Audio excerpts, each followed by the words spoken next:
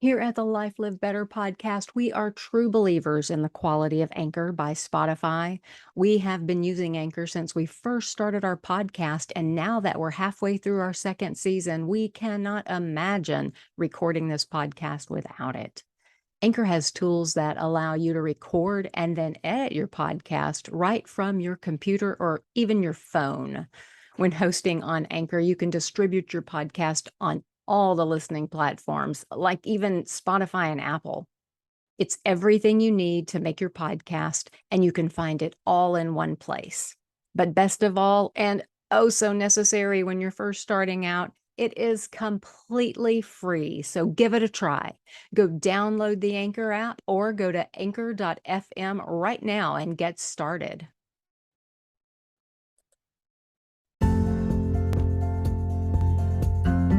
Hi, this is Paula. And I'm Joseph, and you're listening to Life Lived Better. So much has been going on lately. We want to warn you that we are going to talk about some of the chaos that has been going on around us lately. With the Uvalde school shootings, the Philadelphia fireworks show shootings, the 4th of July parade shootings in Illinois, the Supreme Court overturning Roe v. Wade, and that followed by the Clarence Thomas statement that he wasn't finished overturning laws. These events, no matter how we feel about all of them, they have left us in a lot of chaos. There's a lot of hatred, a lot of vitriol going on around us right now, and sometimes that can seem like it is more than we can endure. We are not wanting anyone to change their minds about their personal beliefs, but we do think it's time to have a conversation about how all this chaos impacts our mental health and our peace. Our aim is to discuss how to keep your personal peace in the midst of all this chaos and how we might be able to get a little distance from that chaos. Well, how are things going with you? Well, things are going. I'm doing the best I can in the midst of a world full of chaos. There's definitely a lot of chaos happening right now. So much. It seems like every day there is something new. I sometimes don't want to log on to my computer because the first thing that comes up is just a news page. Mm-hmm. And the news is not full of good news right now. It is not. I've had to take a little bit of a break from it because this whole decision and everything that's going on, you're just being bombarded with information and fallout and just everything that comes along with it. So it's really triggered some anxiety and just some angst listening to it and seeing people's responses. And it's just hard to get my head around. I just talked to somebody who has a strong opinion on one side, and they wanted to go to a protest or a rally or one of just one of those coming togethers, and they and their friends sat down and talked about it and decided not to because kind of and I agree, no matter where you fall on these decisions, I don't think any of those places are safe right now. I think it's in my opinion right now, it is scary. I think you mentioned it a couple of episodes ago about just kind of wondering, should you go to an event because of what happens at events right now, gatherings of people. There is some reason it seems okay to some people right now that if I don't agree with you, it's okay to hurt you. Right. That I disagree with you so much and you need to believe the way I believe so much that I'm going to be okay if I, cause you harm in some way. And I'm just, to me, what, in addition to chaos that we're in, I can kind of feel a lot of fear too. I know I feel fear and I can just kind of feel it, around me. Right. Yeah, I'm the same. And I don't know, just kind of disturbed at exactly like what you said, just both sides and kind of the responses and the reactions and, fearful about the future and kind of what that looks like and how this decision is going to impact a lot of individuals' futures. Absolutely. And I don't know. Yeah. And then what it's going to mean, like as a precedence for Mhm. future decisions. And, I told you before we started our episode today that in my world, in the people that surround me, I don't know anybody who has an extreme belief on one extreme or the other. Most of the people that I am around on most days are pretty middle of the road, open minded, and they don't have extreme feelings one way or the other. Mhm. So I know my life experience isn't the way that the whole world is, but I keep telling myself the people that are doing all the fighting and all of the harm to one another and the screaming, that's the minority. That it's Mhm. not, it's the whole world doesn't really feel like this. The whole world isn't screaming and yelling at each other right now. It's just a few, and they get the attention because they're screaming and yelling. But then I look at how we are in a situation now where, like, whole laws are changing. Mhm. And I wonder, is it more people than I know that are doing the screaming and the yelling? I mean, what am I missing here? I don't know. It's all, some of it's very like comes as a surprise. I Mhm. don't even realize we're having conversations about some things, and things change and things come up, and then things are on the news and things are in social media, and it just kind of blows me away. I just didn't think it was as widespread as maybe it is, Mhm. if that even makes sense. I think it does. And looking at, specifically like what the Supreme Court has said they're going to target next, I mean, we're talking about serious rights possibly being taken away from a huge part of the population. Mhm. There's been so much, we've come so far to suddenly just see that, see the risk and the potential of that just going away overnight, Well, and it's like we just got there. Mm-hmm. I mean, we just got there. I mean, how long has it been that it has been a law in the United States, marriage equality? I mean, 2015, I believe, is when it was passed. it's not just, that's 7 years. And Right. It does seem like it just came out of nowhere. Like I remember hearing there was a leak about the justices and them potentially releasing an opinion on, Roe versus Wade. And then Monday I get a random text saying it's been overturned. And I don't know where it came from.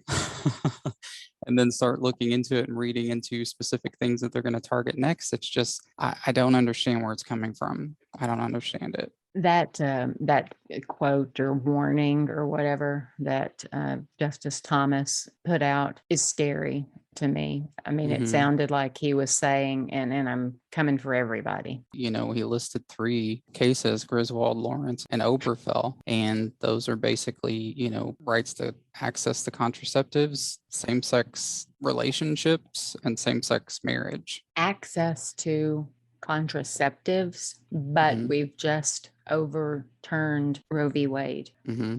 And so now that would restrict access to contraceptives. But he wants people not to have unwanted pregnancies, right? I'm shocked on. I mean, I'm blown away on that. You can't have access to contraceptives, but you also can't have an abortion. And Yeah. I don't want to come down on either side of anything. I really don't. I like staying right in the middle, and I don't understand his rationale. And even not even I don't understand why they had the whole decision, but I don't understand his rationale of making a statement like that. Hmm. Doesn't he have people that he passes stuff through before he opens his mouth? Probably. I think when the information was leaked, like that was one of the things that was said, that this would not have any impact on these other cases. But he's flat out saying we should revisit these and, potentially overturn them. Griswold versus Connecticut, 1965, the Supreme Court ruled that the state's ban on the use of contraceptives violates the right to marital privacy. I just listened to a podcast yesterday about a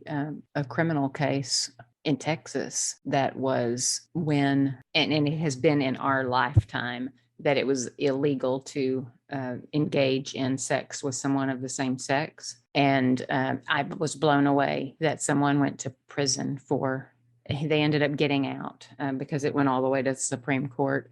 But they engaged in same sex, and they went to prison for it in our lifetime. I mean, that blew me away.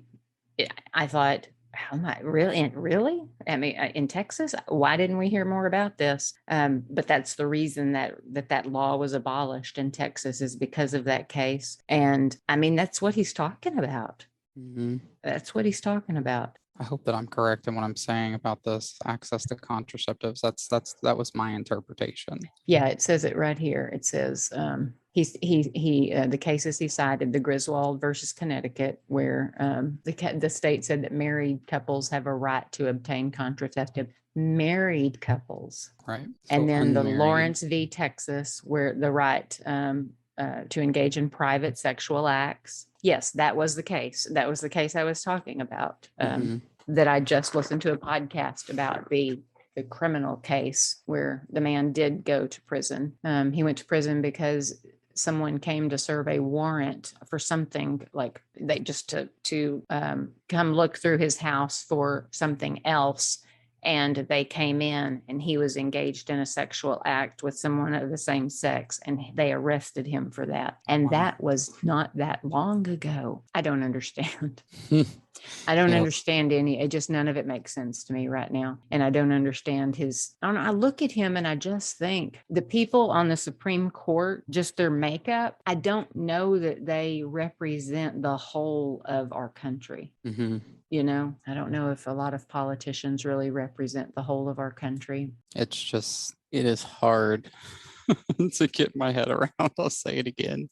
I don't know. Like you said, this seems like it hasn't been, these are things that haven't been in place that long. Lawrence versus Texas was 2003. Griswold versus Connecticut was 1965. Yeah, that's I just wonder I'm not so gullible to think that this isn't about some other things. I'm just Mhm. trying to figure out, who are they coming for?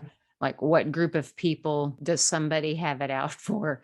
Is it Planned Parenthood? I mean, like, what is I don't know. the sad thing here is that I don't know, just the chaos it's left us in as Mhm. a group of people, and I won't dare get on social media and read comment one way or the other about this, because I can only imagine the hate and vitriol that people are just hurling at each other. Mhm. And so this did go, okay, so this did go to the Supreme Court over a case.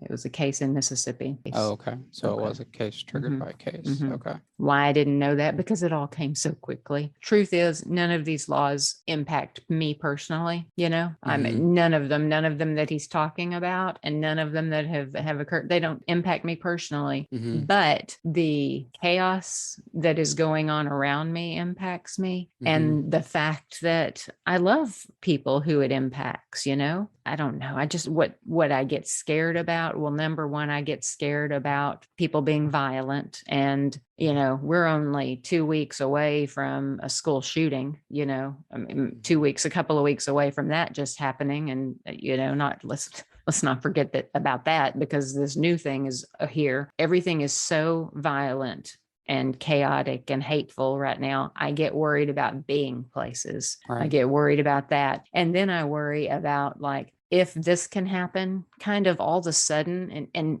maybe if I were on Supreme Court watch every day, it wouldn't have been all of a sudden. But if something this big can happen that quickly, what else can happen? Mhm. And just, are we going to wake up tomorrow and find out what? And when we have rules and laws that are real stringent and come down like a political divide, that just starts me thinking of, like, people who have control of my life more than I have control of my life. Yeah. I don't know if anything that I'm saying is making sense. I think I'm just kind of confused and, like, still maybe shocked about all of this and all of the hate, almost like the Clarence Thomas, that what he released was almost just like, and it's not over. Y'all don't get too comfortable, because Right. I'm coming for you. Yeah. And like this was triggered by a case. I mean, are these other things, do they have to wait until they're triggered by a case, or can they just decide that these are the things that they want to bring up and put on their docket for the session. Like, how does that work? I don't know. Well, and I can guarantee you there are cases sitting there waiting for them to look at, because they only True. review a couple of them that, of the thousands that come to them. I bet they could find a case if they wanted one, Yeah. Yeah. So what we thought we would talk about today is a little bit like, how in your own life can you keep some peace when this much chaos is going on? Because in the midst of all of this, we still have jobs we have to do. We still have homes we have to take care of, family we still, have to tend to. We still have every day to, we can't all just check out and sit in confusion and whatever we feel. We have to live our lives. So we thought we'd talk a little bit today about how you do that. How do you keep peace whenever there's so much chaos going on in the world around you? That is a great question. And I will tell you, oftentimes, I know we talk about this regularly, but doing things to kind of help yourself mentally and emotionally get some distance, taking a break from the news, taking a break from social media, not letting yourself be bombarded with the information when you start to feel overwhelmed. That's what I've had to do, because I literally have felt a heaviness and an anxiety come over me at the last week or two. And, it's not just directly related to this or other things, but this is a big piece of it, because every time you open your computer, open your phone, there's an alert, there's some kind of information, about what's going on, what's happening, and what we can do about it, which is not much except vote. Make sure that you vote for your party. Congress has rights. They can, overturn Supreme Court rulings, and so maybe it comes down to that. I don't know, but it's just finding ways that you can check out in a healthy way. I've shared my a main source of my healthy, taking care of myself and being healthy is sticking with therapy, making sure that I'm speaking with my therapist on a regular basis. Exercising helps me get out of my mind for a little while, and just doing mindful things, meditating, journaling, all of these things are things that are helpful and beneficial in times like these. And also just understanding that there are setbacks. Obviously, there are things that are completely out of our control, and the only thing that we can do is focus on what control we do have, which, like I said, you can vote, vote for everything, not just the presidential election, but all local elections, and do your part. I personally have very rarely voted on local elections. I generally vote for the president, and that's kind of it. And I know now that that's irresponsible of me, and that that's something that needs to change. And so we have this big governor, how do you say it, gubernatorial. We'll be electing a governor. Governor. Yes, we'll be electing a governor or re-electing a governor here soon, and in November. So it's really important that everybody gets out and votes, because Texas is one of the states that's taken a really hard stance on this. They had a trigger law in place for, if this happened, there would be no access. I think Kamala Harris said it, that women woke up with rights today that they went to bed not having, and that's a scary thing, to wake up one way and then in that same day just everything change, and it's no longer there. It's just gone. Yeah, when you roll your trash out on whatever day you roll it out, if you have the thought of like, this is so stupid that if you put your trash can 5 inches from the curb, you can get a citation. Somebody made that rule. And those elections, like you're talking about, are the ones we need to pay attention to. Anything that impacts us, it's a rule that was made by someone who had some amount of control, and we have the ability to actually do things about that. You and I, gosh, it's been about 8-9 years ago, maybe 10 already.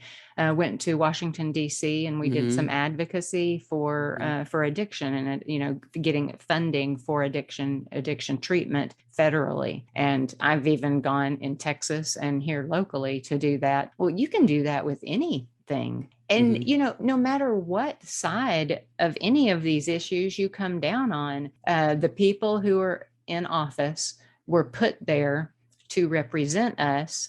And the only way they know who their constituents are, who they're representing, is for us to make our voices heard. And we can do that by walking into the office of one of them We can do that by writing them in an email, a letter. There's a if I call them on the phone, they have to record that call and record what I said and what I want from them. And then going in person,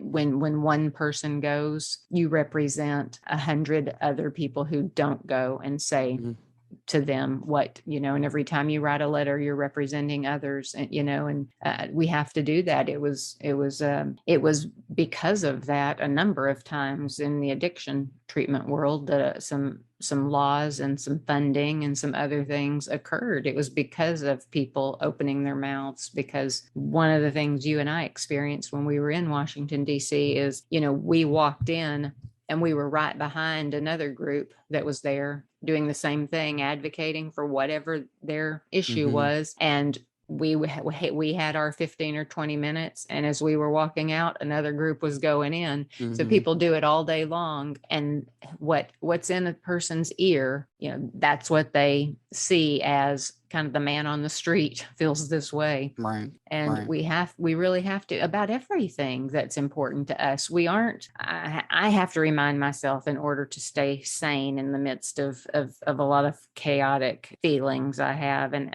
a lot of I have no control feelings, I have to remember there are some things that I do have control of, and there are some things I can do. I can take action in some ways. And I know that there are times I go, well, it doesn't make a difference. Really, it doesn't make a difference. But if enough of us take that action, it will make a difference. It really will. And so if you have an issue you need to talk about to some of the people who represent us, go online. In Texas, you can go to just look up who represents me. And in Texas, you can go to the capital.texas.gov. Federally, you can go to USA.gov, and they have information on there about how to contact your elected officials, all the way from the president down to like your local mayor. You can look up anyone who represents you. You can even go to your town, your city, your town, and look up the officials there. We have the ability to make some difference. And I know for me, it makes me feel better just knowing that I told somebody, how I feel. And it's so easy. I mean, most of these offices, you can email. You don't even have to pick up the phone if you don't want to. You can, do it through email, through a letter. And if you're not registered to vote, just search voter registration for your state. For Texas, it's votetexas.gov to find out if you're eligible to register, to find out if you can vote by mail. Talks about voting in person, voting for disabilities. So there's lots of different ways that you can vote, lots of different places that you can vote. You can volunteer to work at, places to help with. So if you want to get involved, there's lots of ways to get involved. But I think the most important thing is that we all need to realize if you have the right to vote, vote, because it's important. And that's one of the things that I've really taken away from this, is that there were a whole lot of little decisions that led up to a really big life altering decision that was made for everyone. I don't use drugs, but I have a lot of opinions about our laws about drugs.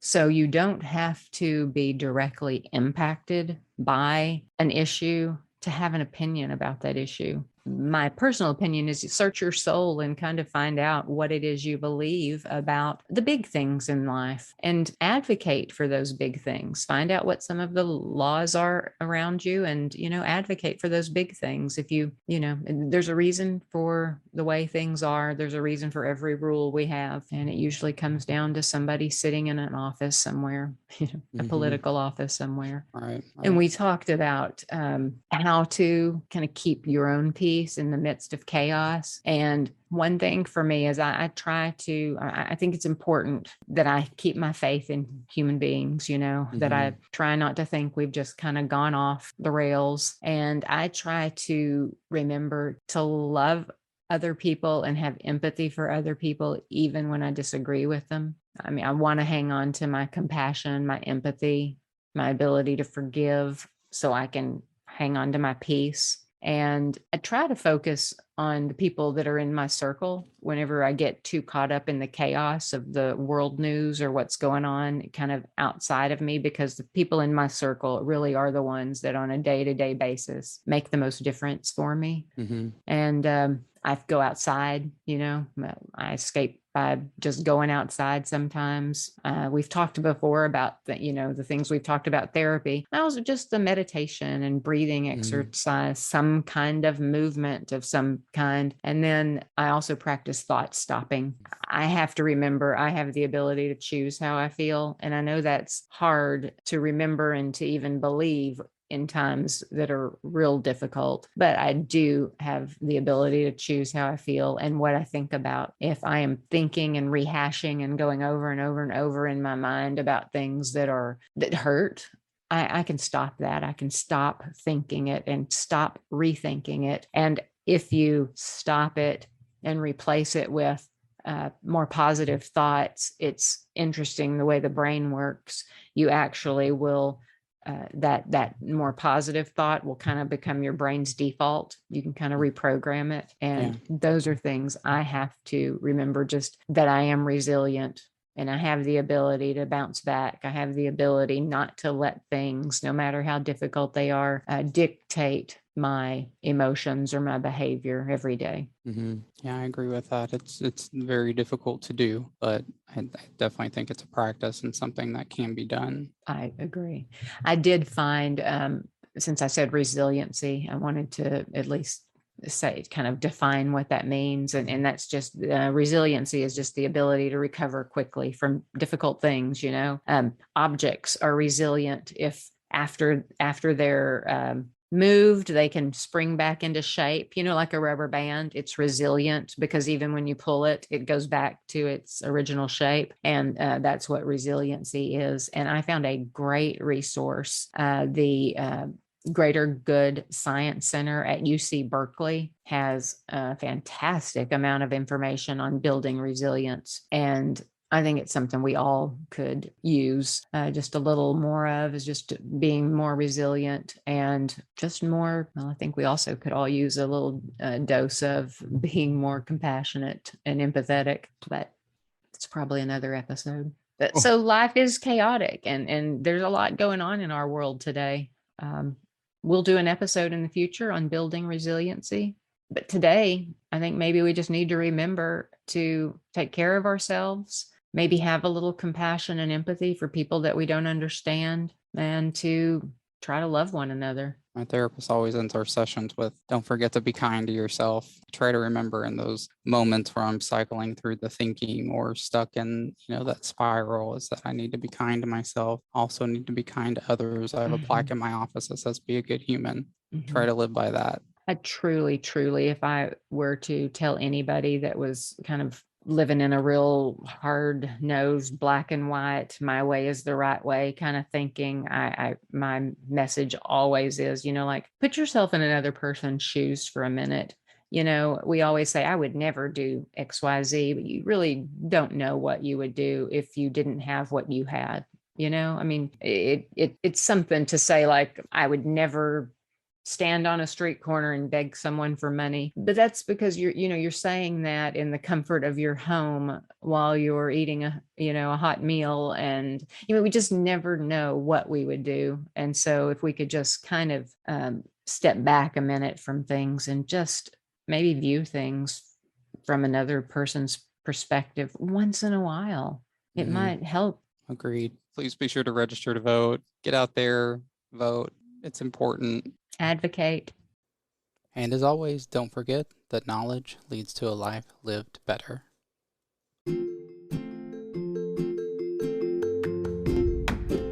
Thank you for listening to Life Lived Better with Paula and Joseph.